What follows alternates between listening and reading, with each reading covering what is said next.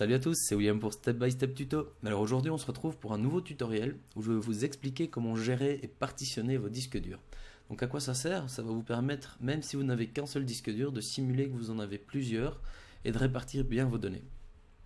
Donc ici, on va dans le menu démarrer, ordinateur, on clique droit et on va sur gérer. Donc pour aller dans cette partie ici, il faut être administrateur du poste bien sûr.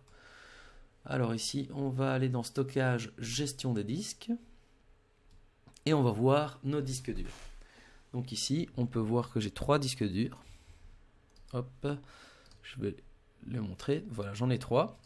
Disque 0, disque 1, disque 2. Donc en informatique, on commence toujours par compter par 0 à 0. Donc moi, je vais travailler sur mon 3e disque parce qu'il est vite, celui sur lequel je fais des tests. Et alors, je vais d'abord supprimer le volume. Donc en cliquant droit dessus, je peux supprimer le volume. Donc là, ça va complètement supprimer tout le volume qui était créé. Et on voit que le volume est non alloué. Donc je peux retourner dans l'explorateur et on voit qu'il n'existe plus.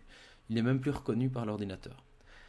Alors ici, je vais cliquer droit dessus, faire un nouveau volume simple. Voilà, cet assistant permet de créer machin.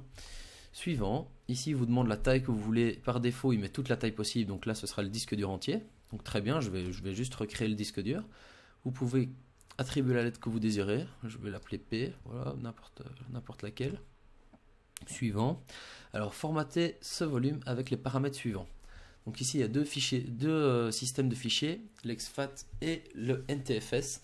En général on utilise toujours du NTFS maintenant parce que c'est plus sécurisé et c'est plus efficace. Maintenant le FAT c'est ce qu'on utilisait avant pour avoir, et c'est toujours un peu utilisé pour avoir plus de, comment dire, de compatibilité entre les systèmes. Mais bon, si vous travaillez sur Windows, gardez du NTFS, ça c'est sûr.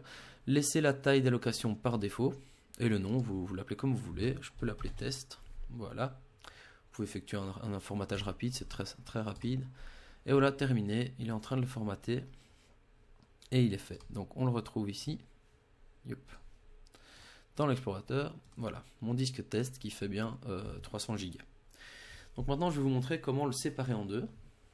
Vous allez voir que c'est très simple. On reclique droit dessus et on fait réduire le volume. Donc voilà, on arrive sur cette fenêtre. On voit que le volume du disque fait 305 243 mégas. Donc ça fait 305 gigas, enfin 300 gigas un peu moins. Et donc ici vous allez taper le volume que vous voulez réduire. Imaginons que je veux faire une partition de 100 gigas. Je vais mettre 100, 1000 mégas alors. Donc vous ajoutez 3 zéros en fonction de si vous voulez des gigas, c'est 3 zéros en plus. Donc là je vais avoir un peu moins de 100 gigas étant donné que ça va diminuer un petit peu. Donc réduire, hop. Voilà, je viens de me créer une partition de à peu près 100 gigas qui n'est pas allouée. Donc je refais la même chose, je clique droit dessus. Je fais un nouveau volume suivant. Là je laisse, c'est toujours au maximum. Je attribue la lettre O, enfin vous pouvez attribuer la lettre que vous désirez. Suivant, NTFS je laisse par défaut et ici je mets 100 pour savoir que c'est celui de 100 Go. Suivant, terminé. Et donc hop, une fois que c'est terminé, on peut le retrouver ici. On voit que mon disque dur, celui-là en fait n'est qu'un seul disque dur. Je l'ai juste partitionné. Donc je peux très bien aller travailler sur celui-ci. Aller travailler sur celui-ci séparément et imaginons que j'ai un gros problème sur cette partition, hop, je reformate simplement cette partition-ci, hop, et mon autre partition est toujours utilisable.